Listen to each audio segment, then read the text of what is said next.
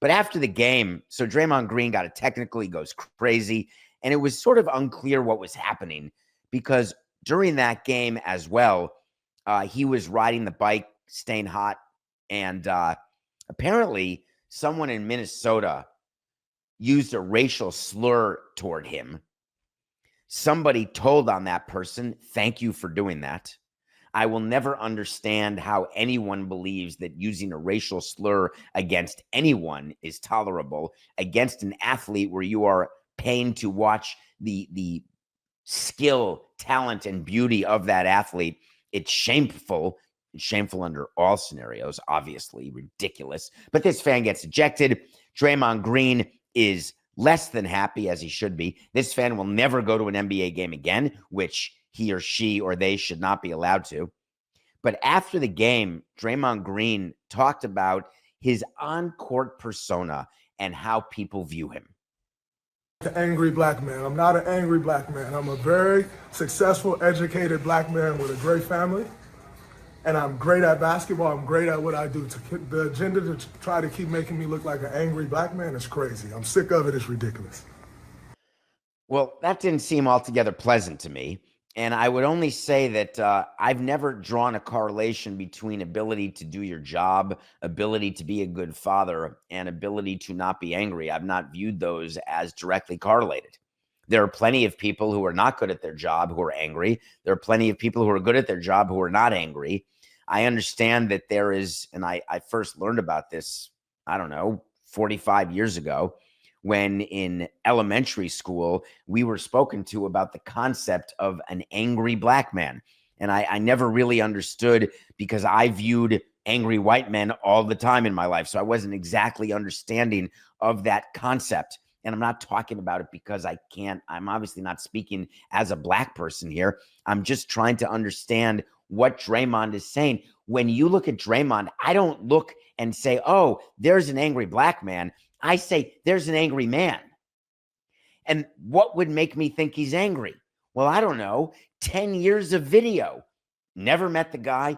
Don't know him as a father. Don't forget, this is the guy who in the middle of a practice went and punched a teammate in the face.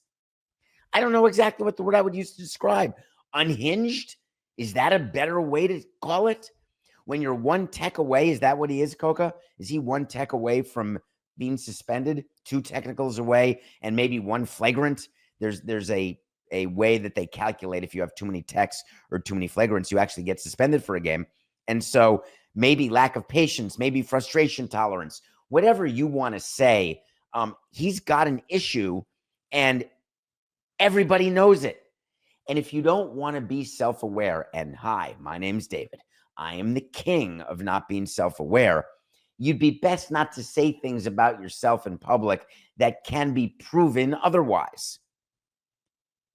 And funny enough, that's not the biggest problem the Warriors have in a series where they went to Minnesota and got the split. They got exactly what they were supposed to get.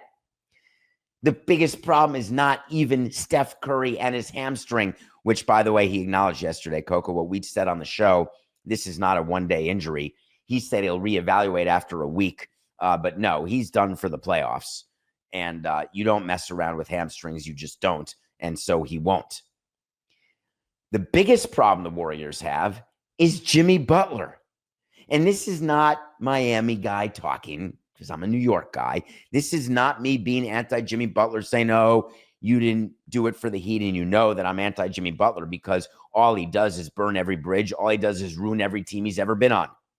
Now, he did have a nice run with the Heat, but no rings. Listen to what Jimmy Butler said after this game yesterday. A burden or expectation. I don't. I play basketball the right way. I will continue to play basketball the right way.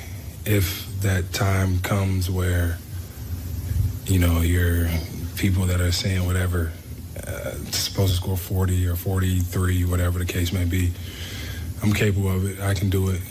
But I love making sure that my guys are comfortable, passing the ball to them, taking the right shots at the right time. But we'll talk about it. If that may be needed, who knows? I'm really glad you love to make sure your guys are comfortable and that you're taking care of them. But Hello, you're the number one and only option on offense. As much as I love Spencer Tracy, I'm just suggesting to you that maybe, just maybe, you'd want to try to score to try to help your team. But you may say that going 6 for 13 with 17 points is an acceptable game in the absence of Steph Curry. And I would say if there were ever a time to score 40 or 43 points, let me know when it is, because I think it's just about right now. And to meet the media after a game and say, "Hey, this was the right game. This was good. Let me just compare." Buddy Hield took one more shot than Jimmy Butler, and Kuminga took 2 fewer shots, and Draymond Green even took 10 shots. I'm going to suggest, if I'm Steve Kerr breaking down the video, that I'm going to want Butler taking twice as many shots as Draymond Green. Call me crazy, but at least twice as many shots in order to have a shot to even try to win this game, or win the series, just win another game. And I don't really understand. That would be like a baseball player after a World Series game. Listen, or let's put it in the division series. Listen here. I mean, I love my guys, and I don't need to get hits because I want them to get theirs. It's ridiculous.